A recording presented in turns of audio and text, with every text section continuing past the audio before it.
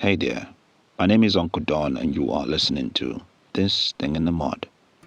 If I tell you how much I've missed doing this show and how much I've missed hearing from you guys on a weekly basis, I'll probably tear up before I finish.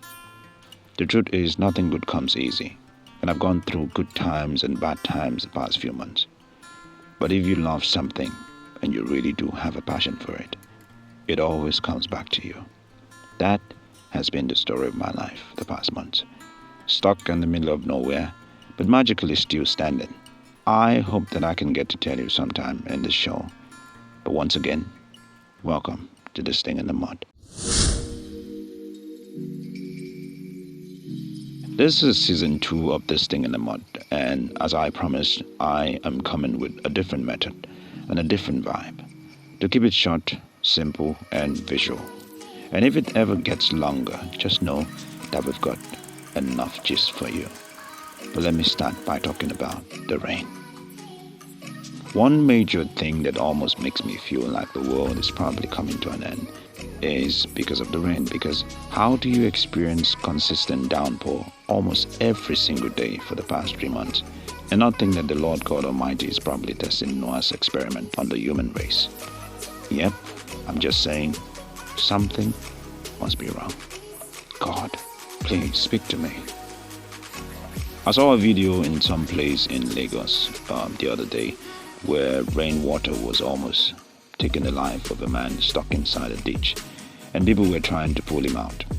For the first time in my life, I've had my clothes washed and dried on the line, and it stayed for almost 2 weeks without even getting dried.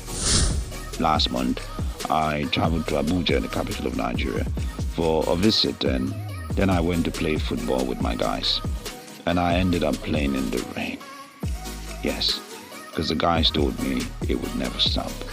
Let's just play. God, I look like an idiot. Oh, sorry, a little child playing in the rain once again. But what could I do? Yesterday was the 1st of October, and it was the same thing. There was a heavy downpour. I was opportune to play host to our gym's annual health walk, which happens on the 1st of October every single year. It was mad, trust me, it was beautiful. But first I woke up late, because the weather has been like an attractive girlfriend not wanting to leave your side for a minute. And I had to sleep and miss the alarm next to my bed, waking an hour after the time that I was scheduled to. Long story short, I got to the event late, and even before I got there, I was totally soaked. Again, rain happened. Not surprised, everyone who came for the health walk knew exactly what the weather was up to. They knew it quite well. They were just happy to be there, and the rain was not going to stop them from walking the mile. We moved and walked the streets of Lagos, greeting people and making them understand the benefits and importance of exercising and keeping a healthy lifestyle. At the gym, we had Zumba class, lots of games, and obviously a lot of dance. Nigerians don't joke around with their dance, trust me. My job was just to interview people and, of course, put them in some tight corners, asking them what I call sweet question. Don't ask me what sweet question is, but again, the rain was doing its thing. It was just coming down like it would never stop. If you must know, Nigeria is in its political times, and not a day goes by without hearing one form of political talk or the other. On the 1st of October, the Obedient People, which is a name that has come to stay on the lips of most young Nigerians, came out in mass on the streets of Lagos and some key states in Nigeria to rally and garner support for their principal and presidential candidate in the person of Peter Obi. I was one of them. You see, I've grown to like this man a lot because of his antecedent. I don't know where I got the strength from that morning, but I knew that I was going to be there after finishing with my health walk thing at the gym, not knowing how to get to the location because I was already late.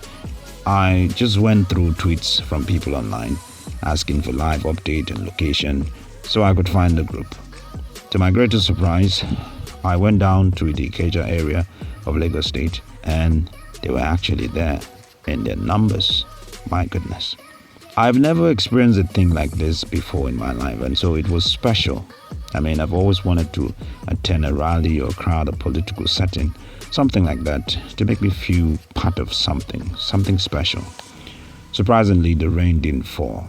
The skies were open, and people sang, danced, and marched the streets in support of Peter Obi, the man everyone believes is quite different from the norm. 3 hours of my life dumped into talking to random strangers and responding to calls and chants got me super tired, and I had to run home because I was already feeling dizzy. I've been up in the morning since 6 a.m. But the key takeaway for me was that people were genuinely tired of the system that has given us nothing but the same old story, and they needed a change for the better.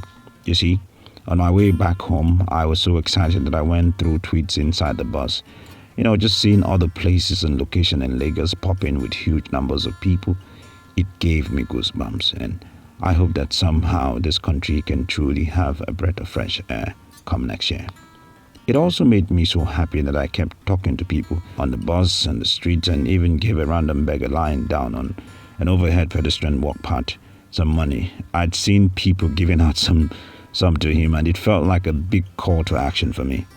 And I did it. I came back tired like a bag of rice, hungry and unable to think. Yeah, there's actually a thing. Mental drainage freaks me out. And I was full of life. I felt like I did something really special. And then I couldn't take that for granted. You see, this podcast is one of the key things that I hold very dear to me, because it basically helps me more often reflect on my life and tell you guys what it feels like to be Nigerian, what it feels like to experience the things that I experience as a Nigerian. I hope that your story is different, because we are all different human beings. But as we go on, that I hope that my story would help in one way or the other to encourage you, or somehow that you can learn a lesson or two from my perspective about life, and hopefully that the rest of this season 2 of This Thing in the Mud would be a blessing to you. Thank you so much for believing in me, and thank you for listening, and thank you for understanding that sometimes life can go up and sometimes it can come down. But then again, we're human beings, and we should always pick ourselves up and rise and walk again. Once again, you are listening to This Thing in the Mud, and I cannot wait to share with you the subject for next week. Thank you so much. Have a wonderful, wonderful week ahead of you, and I hope to get to hear from you. All my love. Peace.